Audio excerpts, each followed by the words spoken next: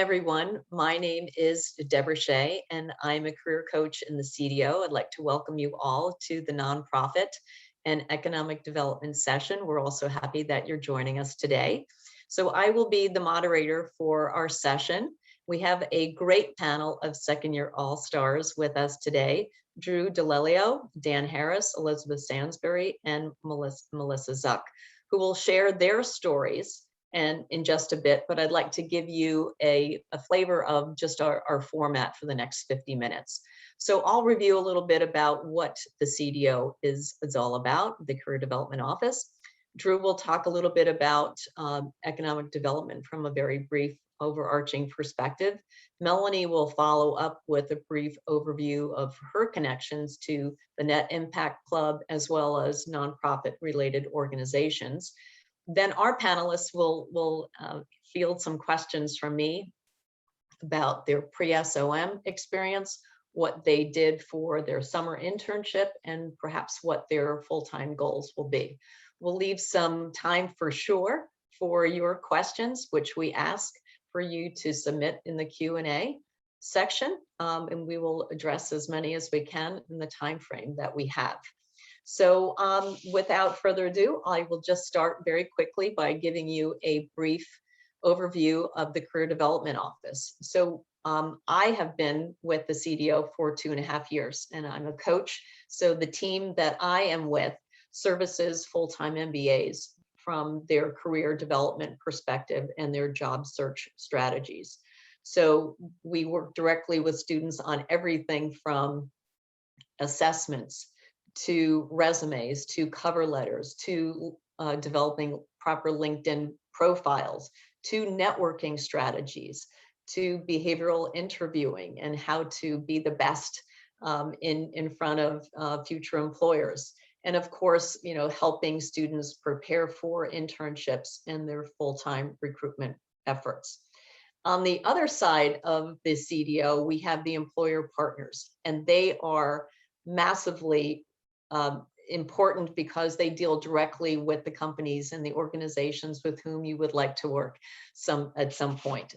So they are fostering relationships, building connections, and working with these employers on the presentations, on their recruitment efforts, posting jobs, participating in virtual industry treks, which we're doing right now, and hopefully at some point we'll be back to doing them in person, job fairs, and informational events. So there's a lot that we do to support the students, to support you, and hopefully you'll get to see it firsthand. But now I'd like to pass the baton over to Drew so he can provide a brief overview of what the economic development space is like here at SOM. Thanks so much, Deborah, and it's good to be with all of you. As Deborah mentioned, my name is Drew, and I'm one of the co-chairs of the Economic Development Club. And Dan is also one of the co-chairs who's with us. So I'm one person who can speak to this, but not the only one. There's a lot of us who are really passionate about this subject here at SOM. And I think we are the only major business school with an Economic Development Club. So we take a lot of pride at SOM in this topic and bringing students together to have conversations about economic development. And that's obviously a very big umbrella term. It's hard to define, but the way I would define it is really any program, activity, or policy that advances the economic well-being of people. And from the composition of the club and the types of people who are interested in it, and also the types of events that we have, it really covers the whole range. So we in the club have really 3 areas that we focus on. One is recruiting, helping people find positions in economic development. Then we have a group focused on education, which is really just creating events and having conversations with people so that they're exposed to the field. And then the third thing that we really do is a major symposium, which is a conference that we, the students, plan that brings speakers from outside campus to talk about economic development. So past topics have included data for development, where we had a bunch of panels focused on the latest evidence in different fields about how to forge solutions to economic development. This year, the panel will focus on inclusive finance, and we have panels that are working on community development finance and the racial wealth gap. workforce development, clean energy and agriculture finance. So we really take different topics across sectors, and then we think about them through this economic development lens. How do all these activities improve the economic well-being of people, especially people who are underserved? So that's personally been a great thing that I've been involved in at Yale. Dan can talk about it more. I'll leave it there because I'm sure we can address more in the Q&A. Awesome. Thank you so much, Drew. Melanie, I'm going to pass it over to you for you to share a bit about your world and if you can share with the students about the net impact and also the organizations that you are familiar with on the nonprofit side. Absolutely. Thanks, Deborah. And thanks, Drew, for kicking us off. I want to echo what Drew said in terms of the fact that so many people here at SOM are passionate about the nonprofit world, and there are so many different ways to tap into that. I think from a career side, a lot of us, including me, came from nonprofits, plan to intern with nonprofits or plan to go into working in nonprofits full-time post-SOM. So that's a really big part of the community, and it's a really big part of a lot of people's personal and professional lives here. From a club perspective, really, we have a variety of different clubs that work with nonprofits or alongside nonprofits. So last year I was involved with the Social Impact Consulting Club, and that does consulting projects with nonprofits in the New Haven community. There's also a really cool club called Nonprofit Board Fellows, where people join the board of a local nonprofit for about 1.5 years during their time at SOM. There's Net Impact Club, which I've worked with some. There's an Ann Society Club. There's SOM Serves, which does community service. Drew, in addition to being economic development co-chair, is also a co-leader of the Business and Politics Club with me. There's some overlap there. There's overlap in the Education Club, in Business and the Environment. I think you can see that so much of what we do here often has a nonprofit lens or some kind of nonprofit tie-in. So it's a really big part of who we are. Thank you. And it speaks to the mission, doesn't it, of SOM. Thank you so much. Now what I'd love to do is to get in specifically to the four of you. If you could share what your pre-SOM, not your resume, but what you were doing just before you came to SOM, what your summer experience was like, and what you hope your full-time focus will be. So Dan, can I start with you? Yeah. Can everyone hear me okay? Okay, great. So prior to SOM, I worked in the public education space. So I did Teach for America and taught at traditional public schools in Providence, Rhode Island, and then taught in charter schools in Boston after that, and eventually worked as the director of data for a charter school network right just before SOM.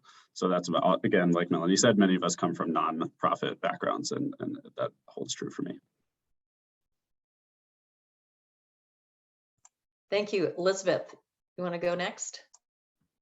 Yeah, everybody hear me okay too? Great. So I have a very different background. I actually came from tech and telecom. I worked for Crown Castle, which is the largest provider of telecom infrastructure in the US. And with them, I did corporate finance, so a lot of financial modeling and analysis, and really came to SOM to explore other opportunities and make a career pivot.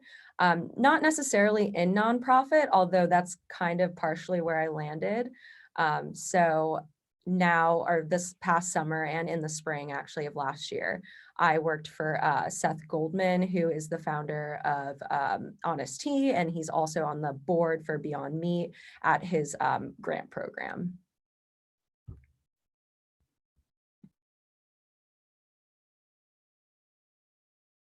Sorry, Melanie. Yeah, so I mentioned briefly, I worked in nonprofits. Like Dan, I came from the education world, but I was mostly overseas as a teacher and administrator. I then worked in an education nonprofit back in Texas, where I'm from, that focused on college access, specifically for under-resourced communities. And so I've definitely remained connected to that. I interned in 2 nonprofits this summer focused on digital inclusion work. So equity from a different lens. And last but not least, Drew. Yeah, so before coming to SOM, I worked at a international development think tank. So I come from more of the the DC policy world. And my portfolio of issues that I worked on was twofold. The first was evaluating the effectiveness of foreign aid programs. Were they achieving the outcomes desired? How could they be made better? How could more money get to the right places? And then the other issue was on sustainable development finance and looking at the effectiveness of development banks and whether they were meeting the commitments that they had set out on climate and some of the other targets. And that's really what I've moved into more at Yale is sustainable development finance. I worked at the US Development Finance Institution this summer, where I was working on climate and infrastructure finance projects. Terrific, thank you. So now I'm going to throw out some questions to our panelists, and hopefully these are some questions that you all are interested in learning a little bit about as well. So the first question is, maybe two of you could chime in here. So when you were applying to business school, what made you lean towards SOM? What were the factors that made you decide to come here? So anyone, just raise your hand, whoever wants to pipe in. I would Melanie, love to, yes. yeah, I'd love to kick this off. SOM was far and away my top choice. I never really saw myself going and getting an MBA, never really saw myself going to business school. It's a big difference from where I came from and from my long-term goals. But finding SOM and finding, our mission is educating leaders for business and society. It really cannot be emphasized enough how different that is from so much of the business school landscape. And I think it goes well beyond any sort of numbers you look at what people's immediate post-SOM job is, right? It's much more about the kinds of people who are here and the things that they're engaged in, the things that they care about.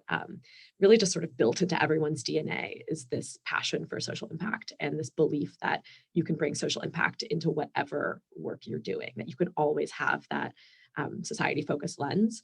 That's really proven true to me. It was true all the way through my admissions process. And I think it's even more true now that I'm here. Thank you. Any other takers for this? As to why you decided on SOM? I can go. So I think my answer very similarly mirrors Melanie's. The people is really what did it for me, and really kind of solidified my just assuredness that I was going to really have a great experience here. I think like I'm going to jump into one of the Q&As because I think it's relevant to this question of in what ways does an MBA better for certain types of career paths than an MPP or an MPA. I was actually considering those other options, and I think like it kind of depends on your best guess of what you want to go into afterwards. Like in MBA, right? For someone like me who is interested in community development finance, like the finance aspect of that, I'm going to get a better education of in an MBA program. So that was my personal choice or reason for choosing an MBA over an MPP or an MPA. But Yale SOM's started as a MPPP, I believe, Masters in Public-Private Partnership degree program. And so one of the things I love that also helped me to choose SOM was that many of the alums have, like from back in the 80s, who have been connecting with on career-related things, have that degree and not necessarily an MBA. And so that was a way in which I could kind of, in some ways, get the best of both worlds. Thank you. So you guys have a very interesting perspective because you started business school in the heat of the pandemic. And so, there was that hope, oh gosh, maybe we'll be able to do classes in person and so forth. But for the majority of it, you were working remotely. And now we have the ability to come on campus. We're wearing masks, but at least it's in person and so forth. So how would you describe the vibe, the culture of SOM? Even though we're still in pandemic days, how would you categorize or share with students who know nothing about SOM, about our culture? Yeah, I can start here. I think I've just been incredibly energized by the SOM community. being back in person is the way I describe it. I think everyone had obviously bottled up some energy from last year, and there's just so much activity in terms of events, career conversations, just coffee chats. I feel like I have like 1 or 2 coffees with just people who, like, someone finds like my background interesting, or I find someone's background interesting. And it's just like, we have a great building design at SOM too, where in the middle, we have this giant courtyard of green space with all of these tables and all of this space for us to just interact without masks, and obviously a safe environment outdoors. So in a ways, it feels like kind of post-pandemic out there, where we can all just interact and enjoy each other's company. I feel like I go to 3 or 4 events per week, and that's a mix of career stuff, things I want to learn more about, interesting speakers, just general club activities. So I'd say we all really wanted to contribute and contribute with each other. And I think a big part of being an MBA program is obviously learning from others and not just learning in the classroom. So, but I mean, I think our classroom experience is also completely different this year. And I think we're just like feeding off of each other's perspectives and having a lot more of a dialogue that's interactive and that's organic. And that I think is obviously hard to replicate on Zoom every time. So I feel incredibly energized by the people around me and by my classes right now. Thanks, Drew. Is there anyone else who wants to jump in and add anything to what Drew shared? Yeah, I can. Just really quickly, I'll just echo a lot of what Drew said. I think we're all very happy to be back in the building, and you can definitely feel that vibe around here. I'll also just say that I feel like the student body is just very inclusive. Everybody gets along really well. We're all here to support each other, and it's just a great support network that we do have. You'll find people from all different backgrounds. I think, like Dan mentioned earlier, different career experiences from different countries. It's really humbling to be back and to see everybody and get to see some new faces as well. Thank you. So Elizabeth, piggybacking that and what Drew shared before, can you share with the incoming students about what other aspects outside of your normal and customary classes, or maybe there's some interesting classes that you've taken that might fit really well into the econ dev or nonprofit space, or some speakers that you were talking about, Drew? You know, what else are you experiencing in your time here?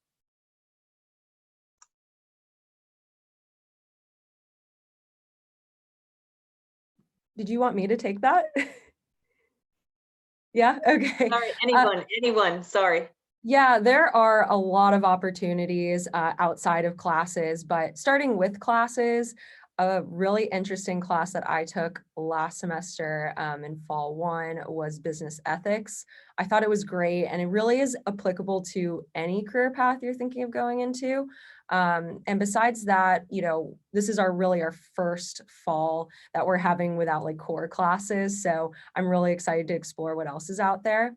In terms of like clubs and events, there's everything, you name it. We have a net impact panel that's coming up like next week, where Seth, my former employer, is coming to speak, and I'm moderating that. There's also just a lot of other opportunities to get involved. It is what you make it though. And I think when you first come on campus, it's like, oh, I have to be a leader of everything. And I think you just have to find your niche and figure out what you're really most passionate about. Perfect. Thank you, Elizabeth. Go right ahead, Drew. Yeah, I could just give a sample of some of the things that I've like been involved with the past couple of weeks. Business and Politics had earlier this week a panel that Melanie worked really hard on. That was about design and innovation in local government, and how like different city and state governments have thought about strategic planning and making harder changes in the government context. We've had an economic development club panel a week and a half ago with a world fellow from the Jackson Institute who ran the International Committee on the Red Cross's operation in Yemen. And he talked about the humanitarian crisis there and some of the work that he was doing. We had last week at Social Impact Lab, another conversation that happens every week. Someone who founded a food and sustainability social enterprise in India. So, I mean, the list just goes on and on. I mean, Dan and I were in a class in the spring called Impact Reporting and Measurement in the Social Sector. Like there's several classes of that nature at SOM. It's not just a one-off class with one professor. Like this is very much integrated into the elective offerings.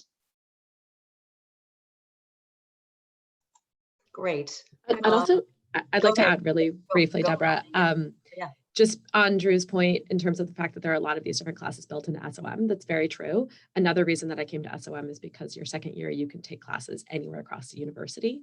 And so I'm also really appreciating that I can use every other graduate school and even the undergraduate, Yale College, to take classes that align with me. Right now, I'm taking a class at the Jackson Institute for Global Affairs on US decision-making in the war in Afghanistan, and it's taught by a career ambassador. And every session, we get to hear incredible people speak about how the US actually makes decisions when it comes to these major foreign policy arenas. So, and next semester I plan to take entirely non-SOM classes. So this is very much a thing that people do. This is very much a part of the experience here. Great, thank you. One of the questions that came through from the students is, how do you manage the recruitment process in these areas? You know, we have very targeted recruitment efforts for consulting or IB or tech, and the nonprofit sector and certainly econ dev sector is later in the school year. How do you manage that? And you know, in terms of networking and creating opportunities, can any of you share what your paths have been and what some of your strategies have been thus far?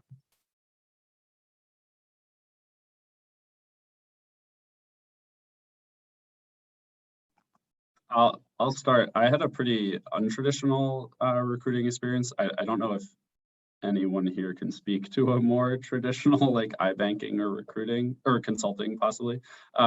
So I would say like, I mean, this was a question I had coming into the MBA program as well. And like, I think the answer may sound unsatisfying, but it really just is about prioritization at any given time, and you're just going to have a lot of things that you have to juggle, and you have to make the decision that's right for you in that moment. So I would say like definitely I mean, I think Melanie said like talked about finding your few, or maybe Elizabeth, finding your real like passion and like being a leader there, but not necessarily overcommitting is something that you definitely want to be mindful of in that first fall and winter when you are going to be recruiting, if you're going to be in a more structured recruiting path. But the professional clubs provide a lot of support for that path. For me, it was more about just networking during that time, and because I was following a more untraditional path and finding alums in the space, and then having just many conversations over the course of the fall and winter, and eventually in the spring, like actually applying to things. How did you go about that search? Because, you know, when you start off by saying, I think I'm unstructured, I think a lot are unstructured in this space. And a lot of it is networking into the organizations that speak to you in terms of your values and what you're most interested in. Did you think about the kind of role, the function that you wanted to have, or did you have an idea of the organizations that you wanted to be connected to? Was that your first, like which came first, the chicken or the egg, the organization or the role within the organization?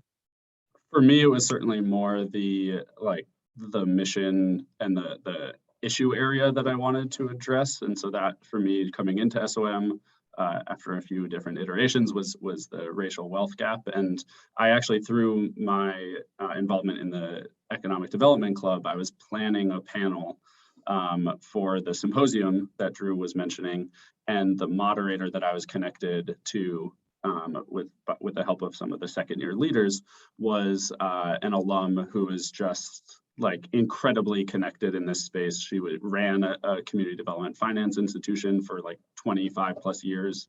And she just became my resource, my mentor, my go-to person. Like I have had, probably monthly conversations with her throughout my 2 years here, all focused on trying to figure out like what is the right role, what is the right entry path or place of entry in the community development space for someone with an education background, right? And so she's been extremely helpful in that sense.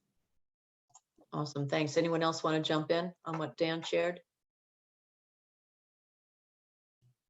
I can speak to this. I have done both non-traditional and traditional recruiting here at SOM. I spent my entire first year really trying to figure out what it is that I wanted to do. It was a lot of exploration. It was a lot of, like Dan said, networking, but I don't think of it as networking so much as having coffees with people and figuring out like, why do you do what you do? And I spent most of my time trying to develop my own mission statement and figure out my own values and figure out what questions I wanted to ask through a summer internship and also through my career. So I ended up pitching my own internships to these two organizations I thought were really interesting. They're nonprofits in the digital equity space that focus a lot on public-private partnerships. And I ended up sending cold emails in March saying, hi, I'm at Yale SOM. I really care about what you do. Can we have a conversation? And then in that conversation, I sort of scoped out, here's a project I would love to do for you this summer based on what we've talked about with your organization. Can you let me do this? And so that was about as unstructured as it gets. And then I did full-time consulting recruiting in August, September, October, which is about as structured as it gets. And I think the thing that is most consistent across them is having a very clear reason why you're doing it. Like really understand,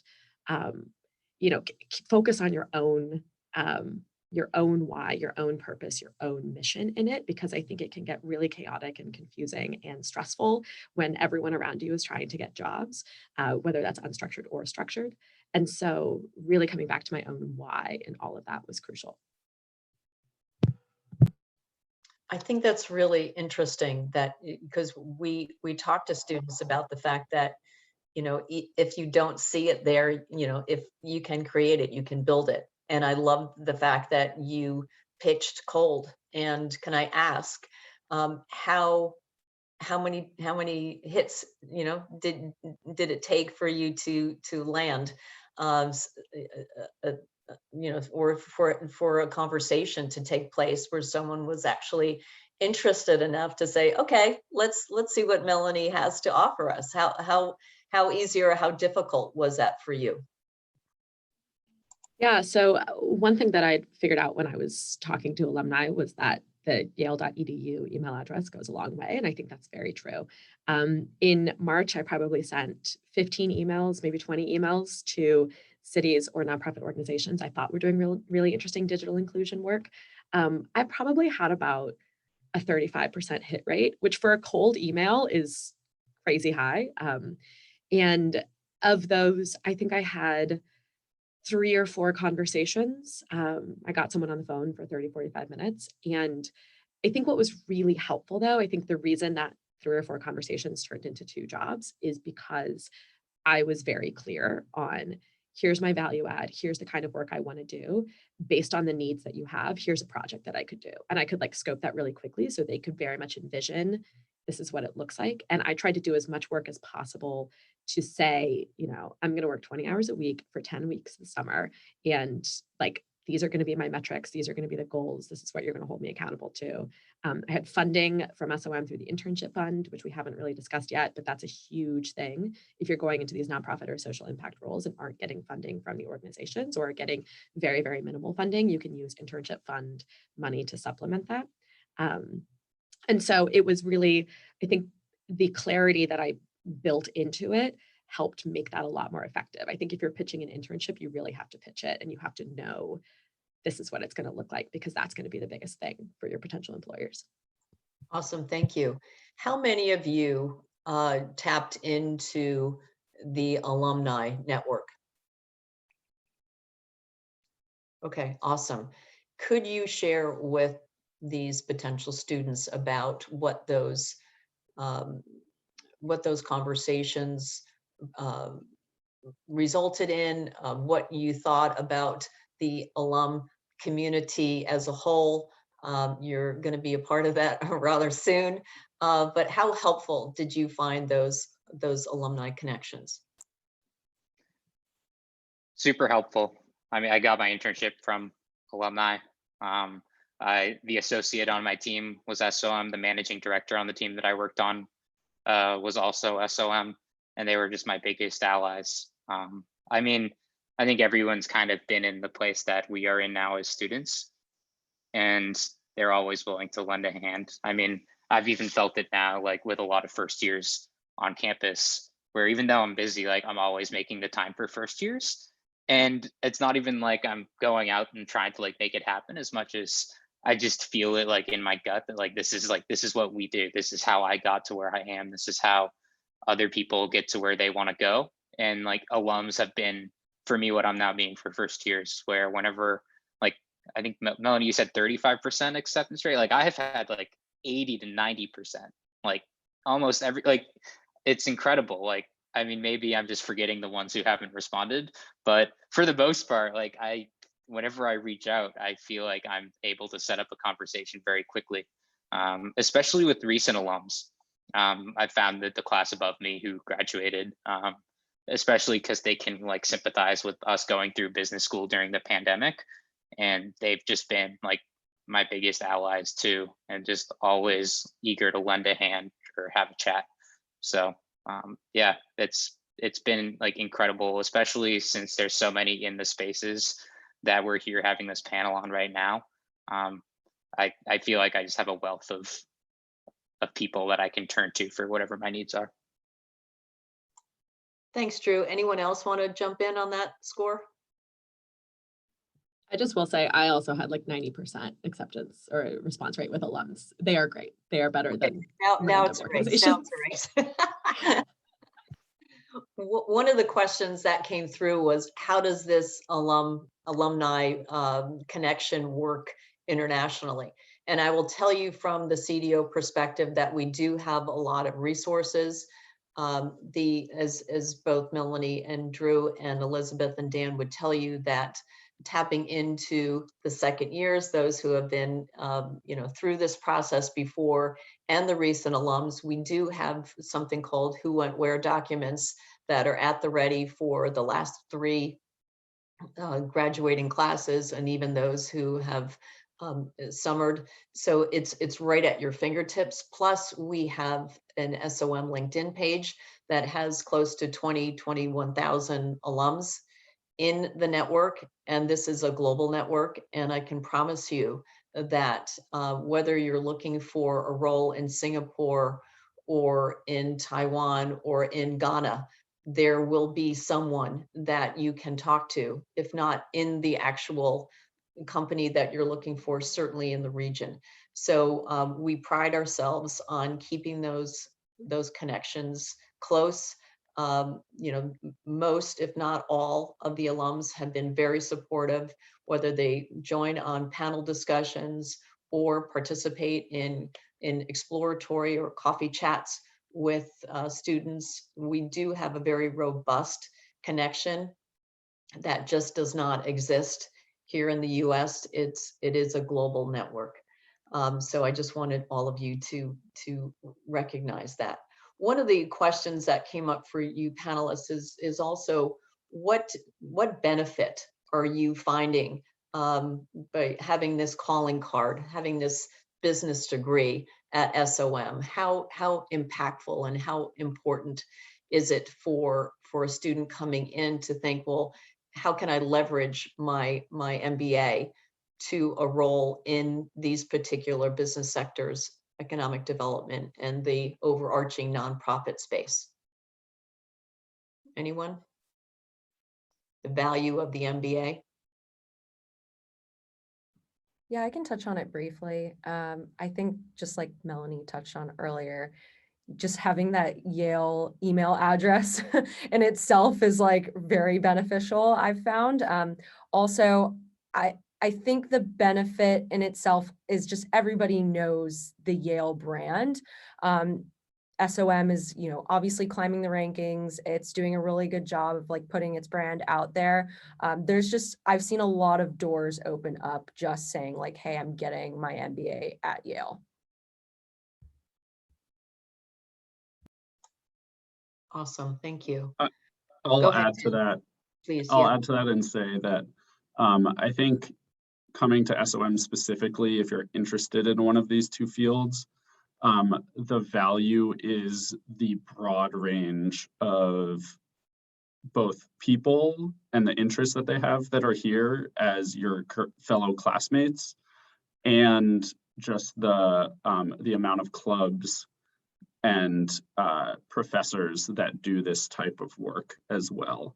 I don't think you really get that anywhere else. Most other business schools, you have like a net impact club, and that is where all the social impact, you know, things are housed under, or activities are housed under. We have, as Melanie was saying, like, I mean, I can't even list them all, but there are at least 10 different clubs that have that, that look at the world and business through the lens of impact. And so that kind of encompasses economic development and the nonprofit space as well.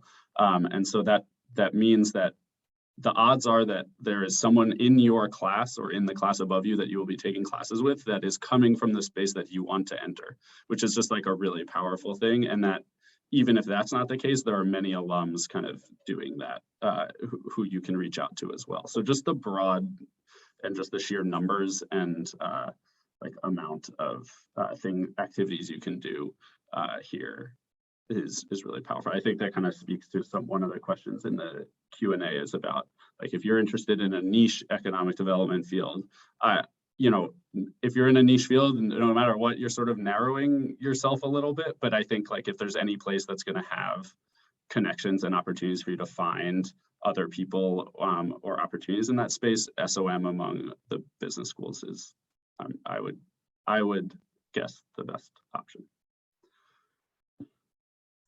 Thank you. So one of the questions that came through here is, have any of you tried a different path or sector during your summer internship and then pivoted? So we talked a little bit about that from some of your experiences, but maybe what you can share with the students is, you know, what advice would you have for them about pivoting, or about someone coming in who doesn't have any experience in this space, who wants to pivot to these large sectors? Any thoughts about the, you know, the pivot? Because I know a lot of students come to business school to do just that. Any thoughts about having to pivot to the social impact or to economic development or nonprofit space, or they might not have any experience at all? Yeah, I can talk about this a tiny bit. So I worked in development policy, like I said, and then I moved to development finance. And even though they're both technically international development, they are very, very different in terms of the nature of the work you are doing. I was doing more like impact measurement work. Now I was doing transactions for these $100 million like solar projects in developing countries, and doing like financial modeling, reviewing financial statements and all of these things. And I had the option of working at the same organization that I joined this summer, but working in a place that was more similar to my skill set. And I decided not to do that. I decided to do the part of the organization that was the most different than the work that I had done, because the beauty of the internship is it's an opportunity for you to test assumptions, and people want you to test those assumptions. Like, they are open to that, and they just want to know that like you're committed to the work and that you have an interest in the topic. So I've found that I've learned a lot about myself and about the type of work that I want to do from that experience of leaning into the discomfort of a type of work that I didn't necessarily know that I was suited for, but that I thought I had to try in order to really test the assumptions that I needed to before I went into the full-time job search. So I think that there's so many, especially like since I was working with alums, like they were just from the get-go, like, how can we support you? How can we make sure that you get the skills that you want to get? And Melanie kind of touched at this too, but like you get to shape the internship, right? Like, and shaping the internship around doing things that you have not done before is really like, that's something that we have the power to do as MBAs who are trusted to be competent at just about everything, which is like the beauty of the MBA is you just get such a well-rounded skill set that like people trust that you have the foundational knowledge to do task X, Y, and Z, as different as those might be. Thank you. You know, one of the questions that is popping up is around how do you know what you want to do and how do you find that? And you know that the piece about you know, those more structured industry searches early on, as soon as you step foot onto Evans, which is the consulting or IB, and certainly a little bit later tech, but having an interest in this space or these spaces allows you that time in fall 1, fall 2 to explore, doesn't it? It gives you that time to kind of get to know yourself a little bit and say, what are my values? What do I really want to be working on? What do I do best? Where do I want to lean in, and so forth? Can anyone share with the students about how that process unfolded and what kinds of conversations went on in your mind to get to where you are now? And the fact that you do have more of leeway to do that and have more of a spring search approach. But Elizabeth, you kind of nodded here. Would you take this one for us? Yeah, I did a lot of self-discovery coming into school. So coming from a background in tech, I knew I did not want to do tech at all. So, and I kind of applied to SOM on that premise. I was like, I don't know what I want to do yet, but I want to do something that's impactful. So I came in fall 1 of my first year, just being like, I'm here to explore. I'm open to all opportunities, and then I even opened myself up to tech a little bit at the end. But I just talked to a lot of people. I was just basically just cold DMing people, second years, alum, talked to the CDO. I basically talked to everybody and anybody, just trying to understand what they were doing in their roles and what made them tick, because that helped me refine what I wanted to do. And even in my internship that I had last summer, I still was trying to figure out exactly what I'm doing. And I'm actually pivoting again, coming out of that internship and now just going into entrepreneurship. I'm trying to launch my own startup. And it's just been a big journey of self-discovery, and I'm sure it'll change again. That's the thing. If you keep your mind open to possibilities and talk to a lot of people, leverage their networks, leverage your own network, you have a lot of great resources here. And also, you know, take the time. It doesn't have to be you jump right into school and you have to have it all figured out. I think a lot of people will try and pretend that they do. And sometimes just being honest with yourself and saying, I don't have it all figured out is very liberating in a way. Awesome. Well said. Thank you so much. I cannot believe that we are almost at our closing time. So I'm going to ask all 4 of you the same question before we wrap. And that is, you know, looking back on when you started or before you started business school, what do you wish you knew, or what do you wish someone had told you before stepping foot here on Evans?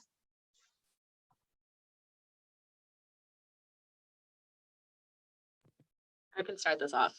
I've had a real journey over the last year and a half in terms of like what I'm interested in and how that's changed and where I see myself going in my career. I wish someone had told me that there are a million different right paths. You know, there are so many right ways to do business school, and there are so many right ways to do your career. And I think I tried to put myself in a box. And I think when you're doing the admissions process and you're answering these essays and you're doing these interviews, you do have to have some specific idea of the path you're going to take. But then as soon as you get here, I think to Elizabeth's point, be lost, right? Like, don't choose a path immediately if you're not ready to choose a path immediately. There are so many correct ways forward to the point where there is not a correct way at all, right? So I wish I'd had someone telling me that. Oh my gosh, that's so dead on. Thank you so much for that. It's perfect. Who would like to go now? No pressure. Yeah, what I would say is, I mean, it's a little bit unconventional. I'd say like take some time off before coming to business school, like a couple months before your job, because it's hard to really have these introspective conversations with yourself about where you want to go. Once the school year starts and everything is crazy and you have a lot of classes and you want to do everything all the time, I like business school is, there's so much to absorb and so much to learn and so much to take in. I find myself just always doing things, and it's an amazing life because I feel like I'm just growing so much more than I had before I got here. But taking a little bit of time to like really process and like build up that energy, I think is good. Like I wouldn't take like 2 days off before business school. Like I'd leave your job in June if you Such can. great advice. Such great advice. Elizabeth, you want to go next? Yeah, sure. I was actually going to say the same thing as Drew. I took a few months off before starting school, and it was the best decision ever. Because once you're in it, you're really in it. And that first year, especially the first semester, it's really tough. There's a lot going on. You want to be involved in everything. So just taking a little breather and reminding yourself like you're going to get through it is very helpful. Thank you, Dan. Last but not least. Yeah, I will say that I think Melanie's advice was really great. And like for me, talking to people, talking to everyone, like Elizabeth just mentioned, is the best advice. At least that kind of know yourself and how you best do self-discovery. For me, like I'm very much a verbal processor, and hearing someone verbalize something to me, like, and then figuring out like, how does that resonate with me? And then having to like, articulate myself was the best way to do that. And so I would say like my answer to a lot of the questions that have kind of popped up here on the Q&A would be like, talk to people who like SOM alums, people who are thinking about going to business school, like people in your similar situation, and just like have lots and lots and lots of those conversations and see what resonates, see where you end up landing, because just doing it all in your head is like can just get overwhelming. Perfect, all of you. We are out of time. I cannot believe it. Our time has gone so very fast. The four of you have been phenomenal panelists, and hopefully all of you students who are on have recognized this, and hopefully all of your, not all, but most of your questions have been answered or addressed. And we hope that we'll see you in the not too distant future personally, but we wish you all the best in your decision making. And as you can see from the four panelists here, they have really enjoyed and embraced their time at SOM, and we hope you do as well. So thank you so very much.